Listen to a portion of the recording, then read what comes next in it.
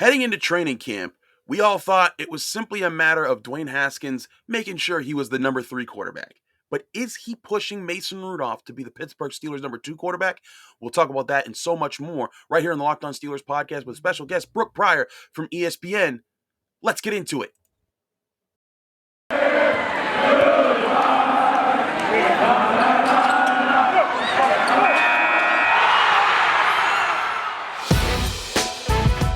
It's the Locked On Podcast Network, your team every day. You are Locked On Steelers, your daily Pittsburgh Steelers podcast, part of the Locked On Podcast Network, your team every day.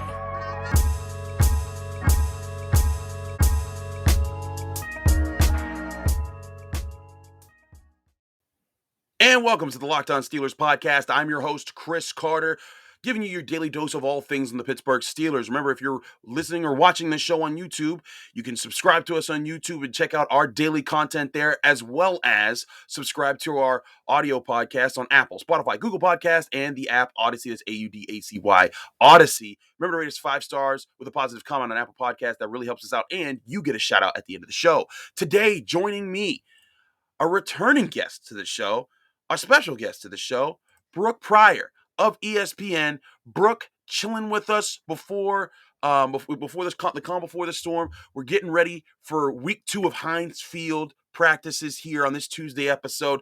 But Brooke, I wanted to bring you on. First of all, how have you been doing with this? Like, this was your first time being at training camp with fans in the stands, because last year at training camp it was empty Heinz Field. This year, we've had Friday Fun Fest, we've had Saturday Fest or whatever, Fan Fest, and all those things.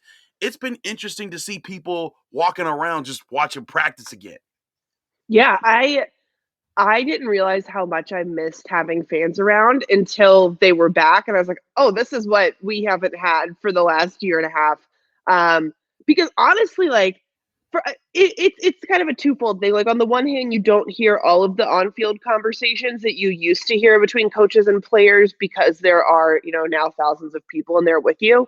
But the other hand, it almost helps you pay attention more or figure out where the action is based on how the fans are cheering or who they're cheering for. Because, sometimes there's like 3 or 4 drills going on the field, and I might be watching tight ends on D ends, and it's like, okay, well, this is interesting, but they're over here watching like the running backs doing like the drill in space and trying to get around their backer, and I'm just like, oh, that's really interesting. Okay, let me shift my attention over here because this is the drill that's happening closest to the fans.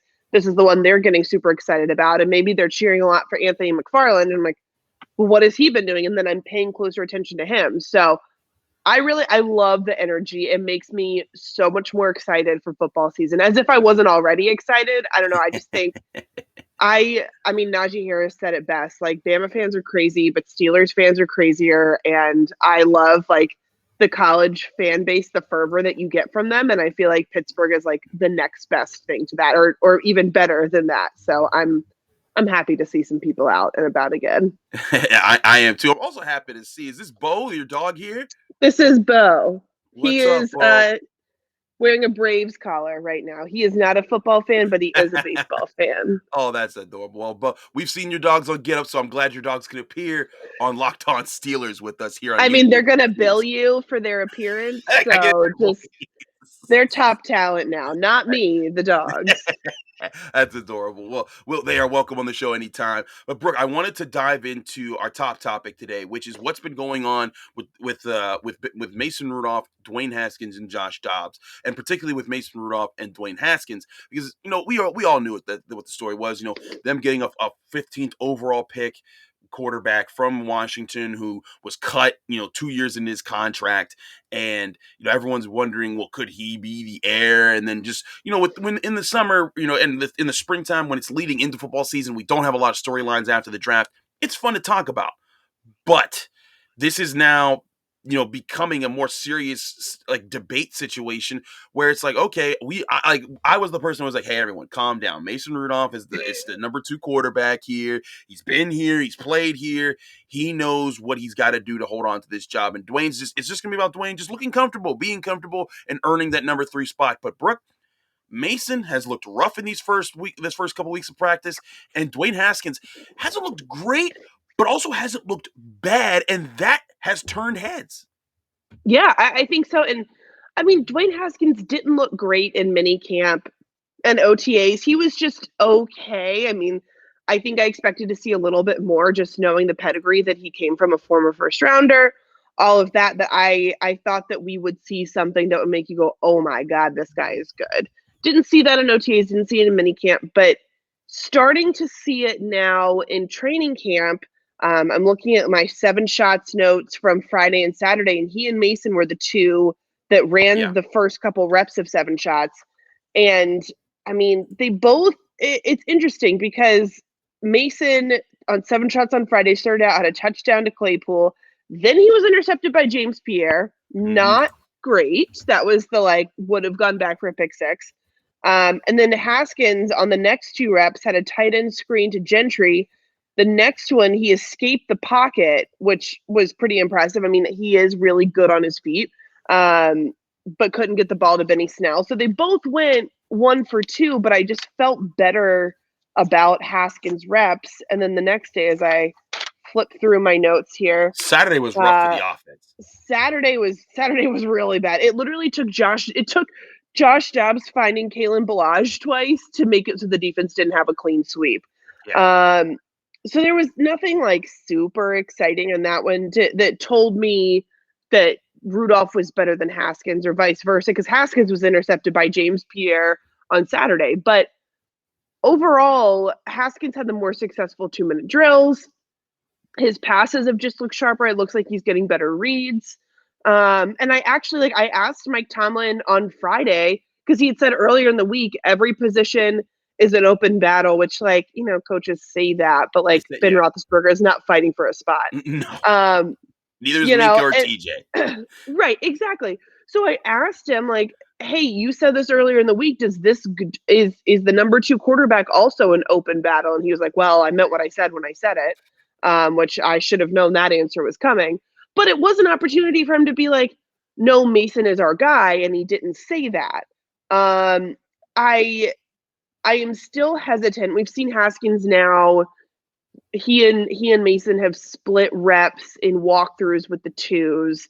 It seems like they're giving Haskins more opportunities to take some of the number 2 reps, whether that's working with the 1s when Ben is out or taking the number 2 when Ben is in. I'm still not totally sold that he can unseat Mason Rudolph. I feel you. Because it's early in training camp, but also, right, we've had 9 practices, 10 practices, so I don't think he has made, he's not coming out there looking like Johnny Unitas or whatever. He's not anything that exciting. And you went that far back as Johnny Unitas. I don't, that's just how I woke up this morning. I'm going to have a conversation with my brain about that one later. That was the first example that came into my head. He's not Terry Bradshaw. That one's a little bit more appropriate. Another decade forward. Yeah, there we go. Baby steps. But the other thing is that this is what Dwayne Haskins does. He comes out and he looks really good in the preseason or looks really good in training camp. At least that was the case last year in Washington. After things really went off the rails his rookie season. He came back. The narrative through training camp was Dwayne Haskins is great. He has a command with his teammates. He's more confident. He just looks better and he's making the right calls. He's being a leader. And then things still fell apart. Yeah. So I don't think that we can get a good read on how Dwayne Haskins is going to be with this team if he is good enough. And it's not just good enough on the field. It's good enough all the way around. Can he be distraction free? Can he be locked in and not, doing things that could make him, get fined or get in more trouble or whatever? I think that we're not going to get a full picture of that until the regular season. And by that point, if you give him the number 2 spot, or if he earns the number 2 spot with his on-field stuff, do you lose Mason Rudolph? Like, does he, like, can you afford to lose Mason Rudolph? Do you carry all 3 quarterbacks and then not really, like, is there just a question mark for number 2? I don't know. There's too many things left to be unanswered, and I don't know that either one of them has done enough to answer that number 2 question going forward.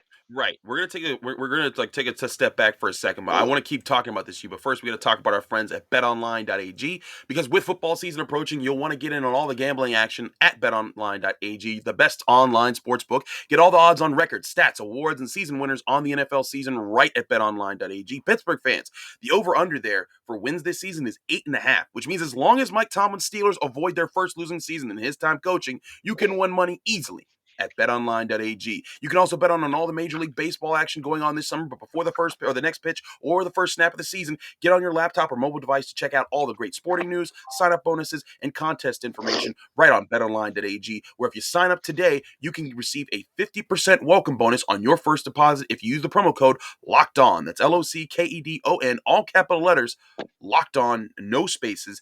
Remember, betonline.ag is your best online sportsbook.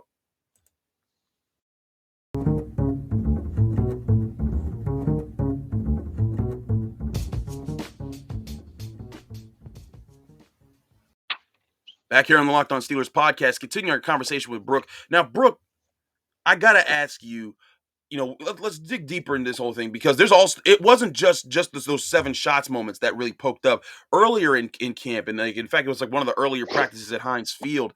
They were doing 2-minute drills, and Mason threw a pass short of the goal line at the end of the 2-minute drill, and Mike Tomlin was peeved, to say the least. He was That's a generous way. That is a nice way to put how he was. He was not happy because it was like a 2-minute drill. He's like, you got to put the ball in the end zone when the clock is running out. And Mason Rudolph, a guy who this is his 4th year in the NFL, he has several starts under his belt through multiple seasons, and he was and that was like a rookie mistake for him. And Mike was not happy. And then Dwayne comes in and he throws a touchdown at the end of practice, and he and Mike Tomlin spoke about that earlier. And it's these types of things that I think where Mason Rudolph is losing ground in this conversation. Because again, for me, it wasn't even a conversation. It was, listen, Mason's the number 2, Dwayne's fighting to see if he could be the number 3. But even outside of that, like the other day, I think it was Saturday, you're just watching his reps, and like guys are getting open and he's not sure if they're open, and he's taking a longer amount of time to throw it to them. I don't know if you see that and you're just like, what is going on, buddy? You got to hold on here. 100%. That, and it's, it stinks because we don't have replays on everything, and especially if there's a bad play, they're not replaying that on the Heinz big boards. Weird, I know. But I did notice that there were a couple of times where Mason was just holding on to the ball too long. Yeah. And to me, that was one of his biggest shortfalls in the year where he was starting, where he and Duck Hodges were splitting reps as the starters. Mm-hmm. It was after he got hit. What was that, like the Ravens game? When he got knocked out of the Ravens game by Earl Thomas. Yeah. It felt like that was a turning point for him. And he just felt like his reaction times were slower, and he was just holding on to the ball a little bit too long. And like, just something was not right after that. And I asked him about it that season, and he got kind of touchy with me. He was like, what do you mean? How long am I holding on to the ball for? And I was like, I have not timed it on a stopwatch, but I can tell you from watching. Right. Like the eye test here is showing me you are holding on to the ball too long. And when I saw that again on Saturday, I was like, this is a problem, because we are now a full season removed from that happening. And like, you can understand the season that he had that year, he didn't have a dedicated quarterbacks coach. It was chaos from start to finish. So like, it's understandable that that was a rocky season for him. He deserves a do-over in some way, whether that's, a preseason, he deserves having a quarterbacks coach, and they've given him all those things. He had Matt Canada last season. Now he has Mike Sullivan. And I think that he needs to show that he has developed past that, and that he has actually taken steps to be a better quarterback and make smarter reads. To me, it's the decision making. Like Dwayne Haskins might be the better raw talent, but I think Mason can sneak up on him in just because he's been in the system longer. Well, the system is changing with Matt Canada, but he's worked with Matt Canada longer. Like, right. These are areas where he should have an advantage and he should take advantage of that advantage. And I'm just not seeing it. And that's where it's not good for Mason that he isn't doing that at this point in training camp. It's neck and neck, and that's the problem, Brooke, is that it shouldn't be neck and neck. You should have at least a solid step, not like head over heels above Dwayne Haskins, but at least like hey, it's obvious that you've been in this offense, and it's obvious that you have a relationship with your receivers and your offensive line. Well, the new offensive line is brand new, so that's nobody has a relationship with the offensive line. Yeah, that's not one I can. They don't even have a relationship with each other, so they really don't. That's an everyday occurrence, and those guys are working back to be healthy, full time. So that's also been interesting. But I do think you bring up a great point about Mason. I mean, that first year that he started in 2019. I mean, talk about going through the roller coaster. You get your first NFL starts, you win a couple games, you're starting to get your feet under you, and then you're clocked with maybe the hardest head-to-head collision we've seen in the NFL in the past few years, where Earl Thomas hit him so hard they had to take him off, and they had to rip his face mask off because they were too afraid to just remove his helmet for the damage that he took. And then in that same season, you're clobbered over the head with your own helmet by Myles Garrett, and that's a national scene. Then that same week, Myles Garrett accuses you of using a racial epithet. And so then you're in the middle of, did this guy say this thing that's going to maybe ruin his entire career? And then there's the investigation, and then there's Mike Tomlin standing up for him. And then finally, when he finally works his way to being back and healthy, he's got his collarbone broken against the Jets. I mean, that is a lot of stuff to have to process. And it makes me wonder when I'm watching him, is like, how much does that weigh in on a player's mind? As much as we try to say, oh, just shake it off, those aren't things that are easily forgotten and just like brushed off to the point where there's not a half of a second where I'm dropping back and I'm not remembering Earl Thomas clocking me and me waking up, looking up at the sky, being like, what happened? How did I get here? Or, and so you have that. And now also, you got to think you have a legitimate first-round quarterback coming at you from behind. He's never had this kind of competition before. All he's had is Devlin Hodges and Josh Dobbs behind him. And now this is a guy who is like, now if I'm Mason Rudolph, I'm looking over my shoulder like, what the heck? Who is that guy with the cannon arm? And I think it's like you said, Dwayne hasn't looked great, but he's at least looked comfortable enough. It's like, hey, he's not looking lost in the offense, which is all, if I'm the Steelers, that's all I'm asking of you right now. Yeah, I think that's a great point. And like I feel for Mason Rudolph because that first season had more things than most people have in their entire careers. And he had it jam-packed into his first season as a starter that he wasn't planning on being his first season as a starter. So I do feel for him. And I think the Steelers do too, in the sense that, I mean, they want him to succeed. That's why they gave him the contract extension. He's the only guy in that room under contract for the 2022 season. That's why they brought in quarterbacks coaches to help him. Like, they want to invest and develop in their guy, and they are a homegrown talent team. They like saying, yep, we drafted this guy, we developed him, he's our starter now. Like, look at our developmental process. But at some point, they have to kick the tires on other options. And when Dwayne Haskins is available, you bring him in. But that's a great point that Mason Rudolph has not had to have this kind of competition before. And I do wonder how much that weighs on him. And, when you talk to these guys, they're never going to give you that window into what they're thinking. Like, hey, does that Earl Thomas hit play in your head every time you play? They're going to say no, but of course I still think that there's a lot of intangibles that he has to work through. And you know what?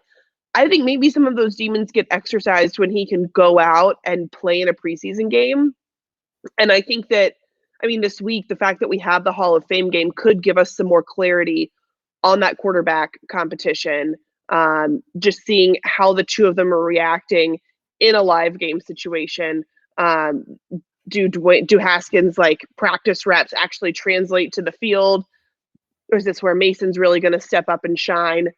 I don't know, but I've never been more excited for a preseason game to see a battle of two backup quarterbacks. So they've got me hooked. Congrats. Like, if that's what they were going for, I am very interested now. There's a lot of things to see. Also, don't forget, fans, you can go to Heinz Field and watch these from the stands for free. Just go on Ticketmaster. Make sure you get your ticket beforehand. Can't buy them at the door.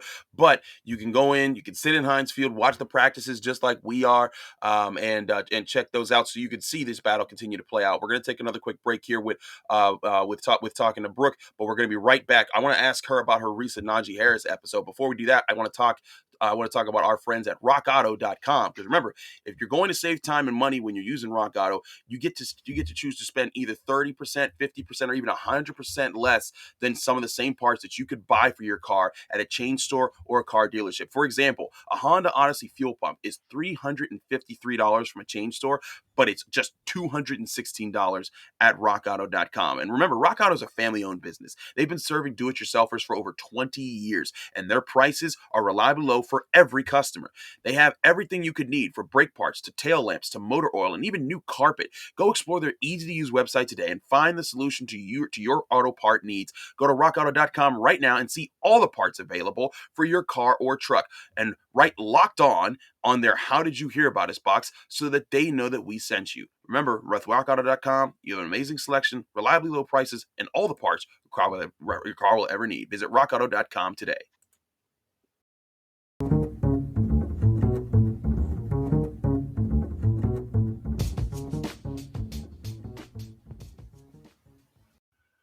Back here in the Locked On Steelers podcast, wrapping things up with ESPN's Brooke Pryor here. First of all, thank you, Brooke, so much for coming on the show. We always appreciate having you here. Brooke, you wrote a piece for Monday on ESPN about workaholic Najee Harris quickly endearing himself to Steelers fans. First of all, fans, go out there and read that piece. It was a great one. But Brooke, you got to talk to Najee at the tail end of the practices at Heinz Field for the first week of Heinz Field practices. And it's clear, I mean, we got this even when he was drafted, right? But it's clear this guy knows what he's saying, and he kind of knows how to play the games to say the right things that fans are going to be like, "Oh, I like this guy." And he talked about how, like you said earlier, with Alabama fans, he's like, those fans are crazy, but Steelers fans are crazier. He talked about how, Pat Freiermuth might have missed a block, but he was like, it's my job to make that not matter. It seems like this guy hasn't just been coached to play football, but he's been coached to talk to us in the media. But it's funny, for as coached as he might be, he's still incredibly genuine. And that combination is just so rare, to feel like you're with someone who is media savvy, but they're not guarded in the sense that, like, well, they're just giving you service level stuff. Like, some of my favorite moments were things that, like, he couldn't possibly have been prepared for. Like the question about the 5-yard run that he had that I opened the story with, where, it looks like he should have been brought down. He literally, like, ran straight into a swarm of defenders, somehow, like, bounced off of, but also through, strung out that run for a 5-yard gain. And I mean, it looked like a Walter Payton run. Yeah. When he's asked about it after practice, and he's trying to remember, like, which run it was, and somebody's like, man, like, it looked like a Walter Payton run. And somebody else goes, he doesn't know who that is. And he's like, what are you talking about? I know Walter Payton, Gale Sayers, Barry Sanders, Herschel Walker. Like, who else do you want to go? And it was just like, no, like, he gets it. And he makes you feel, it's not his job to make media feel comfortable. It's not a player's job to, like, make me feel at ease talking to you. But, like, there are some players where inherently, like, I'm more nervous to talk to, because I'm just like, am I going to get this question out right? Am I going to sound like an idiot? Do I have to phrase it a certain way to get a certain response? Like, not giving them an out for a yes or no question. I don't feel that with Najee. I feel like you can have a conversation with him even in a scrum setting, and that is so rare. And, like, no, that's not going to make him any better of a running back on the field or, like, anything like that. Like, that is on the list of things that are important about Najee Harris in this organization. That is toward the bottom. But as someone that has to talk to him, hopefully frequently, I put that toward the top. But, like, he is exactly, I think, what this organization needed from, like, an on the field perspective and off the field. You talk about his emphasis on working in the community, That's huge, and that's a very genuine thing. I mean, you saw him all summer. He's like out with the governor of California trying to help end homelessness. But also like a workaholic in the sense that like Mike Tomlin told Sal Palantonio in an interview, like he enjoys the everyday drudgery that most people don't, that like they just don't find joy in it, and he does. So it's like he is an incredibly hard worker, incredibly talented, going to be a bell cow every down back, and also a great like fan favorite player. Like, where do you see this combination? It's so incredibly rare. So it's so rare. Yeah. No, but Brooke, I think you bring up a great point here, and you're right. It doesn't that necessarily doesn't immediately translate to on-field success, but when you see a guy who's this comfortable, it's like, okay, he's taking this pretty much in stride, being the new star on campus in Pittsburgh. And then again, in an organization where there's plenty of stars already, it's not like he's joining the Jets where it's like, hey, they're in the middle of a complete rebuild and everyone's hoping that Zach Wilson's the answer. No, you've got TJ Watt, Minka Fitzpatrick, Cam Hayward, Stephon Tuitt, Devin Bush, Ben Roethlisberger, Juju Smith-Schuster, Chase Claypool, all these guys who are faces in the NFL that people talk about every week, whether it's on ESPN or Locked On Steelers or anywhere. But I think it's impressive for him to keep that, and he's performed extremely well in training camp. He's always prepared. Like, even in mini camp, when we were talking again, in rookie camp and OTAs, people are like, this guy's ready for everything. He's studied film. He's ready for this. He's ready for that. And I'm sitting there, I'm like, this is extremely impressive for this guy to be doing all that and, you know, being prepared at all levels and having the time to be able to say like, oh no, I can make jokes with the media. Like, you know, when he's like messing with the mics, he's like, oh, I didn't mess it up. Oh, sorry guys. And he's just being so candid. I mean, even back in rookie camp when he was like, I thought you guys were boosters. Thinking like making jokes with us. That shows to me this guy is so ready to perform his craft that he's also ready to take on the media things. And I know there's going to be some people out there like, well, we got to see it in the game. But I'm telling you, in practice, he's making all the catches. He's making all the runs. He's blocking. And like, if he messes up, if he loses a back on backers, he's like, no. Let's do that again. And Mike Tomlin, run it back. Like, yes, this is what I want. This is how I win. And it's just like, you see that and you're so excited. You're right. Mike Tomlin, one of his favorite things in training camp is who's going to get miserable today? Who's gonna love those tough moments? And Najee Harris is eating up every second of those moments. I mean, the fact that one of the most revealing things to me is that Najee is the one who is driving the like, no, all right, I started taking on Marcus Allen. Now I want Rob Spilling. Now I want Alex Highsmith. Now I want Jameer Jones. Like, who, in what universe is this guy being like, yeah, I want to take on the biggest dude, and he might put me flat on my back, but like, we're going to run it back. Like, we're going to do it again, and it's going to be great. And like, I would love to be a fly on the wall for those conversations with Mike Tomlin before practice when he tells him, I want to go against these bigger dudes. Like, I'm sure Mike Tomlin's like, hell yeah, like, let's do this. Like, this is exactly, if he could like craft a player for like, if he got like to pick out like a list of traits and like build a player from clay that would then become like real and a member of his team, like I think Najee Harris is exactly his like ideal like that is all he's ever wanted. And like he gets players like that, you know, and the organization is full of them, but Najee is just like a combination of all of their best traits. And the fact like that to me was really revealing. My other favorite quote from him was like, he had like 2 or 3 drops on Saturday. He had a couple the day before, and he's asked about it. And he's like, dude, show me the best player in the game. Like, they have drops. It's not about the balls you drop. It's about what you do on the next rep. And I mean, he did that. There was a play where in team period where he he dropped a ball. And then on the next play, he had like at least a 12-yard gain. I have 12, and then I also have 20 ? Next to it in my notes. I'm not great at the eyeball measuring. But he had like a significant there's no numbers on the field, so it is very hard for us when we're calculating. It's a problem. So I just have, but it was at least a double-digit run on the very next play, and like that's to me illustrates like exactly who he is. He's not just going to say this is what you should do. He also does that. So I couldn't have been more impressed coming away from watching him over the last 2 weeks and then also talking with him. Like, I I hope that he keeps delivering. He set an incredibly high bar for himself, Yes. but he's done nothing to suggest that he can't keep pushing that bar higher and higher. Absolutely. Brooke, thank you so much for joining us here in the Locked On Steelers podcast. You're always a welcomed guest, and we always love your insights here. Please let people know they can find you, follow you, and get more of your work at ESPN. On Twitter at BE Pryor and on ESPN.com/NFL, or go to the teams tab and click on the Steelers. It will all be right there.